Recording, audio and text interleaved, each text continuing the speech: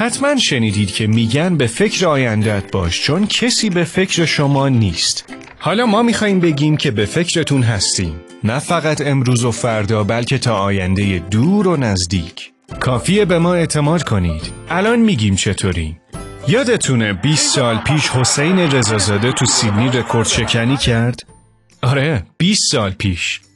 یادتونه 25 سال پیش سریال پدرسالار پخش میشد و تقریباً اکثر خانوارهای ایرانی پای این سریال میشستن؟ بله، قافله عمر عجیب میگذرد. شما اگر 20 سال پیش بیمه زندگی بودید الان میتونستید یه پسنداز خیلی خوب داشته باشید. نگران نباشید، الان هم دیر نیست. شما میتونید از همین الان برای آینده‌تون برنامه‌ریزی کنید. به فکر داشتن یه پشتوانه مالی برای دوران بازنشستگیتون باشید. میتونید با بیمه زندگی جهیزیه دخترتون رو تأمین کنید. و یا هزینه تحصیل فرزندانتون رو تضمین کنید.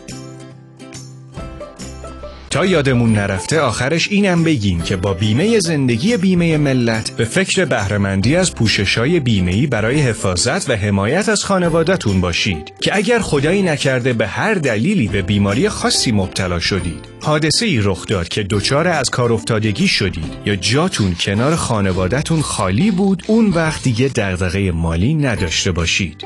کلی پیشنهادها و فرصتهای خوب دیگه هم داریم که کافیه یه سری به سایت بیمه ملت بزنید. millat.ir/زندگی-بیمه.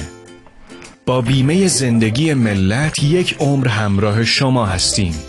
به ما اعتماد کنید. بیمه ملت، همراه خانواده.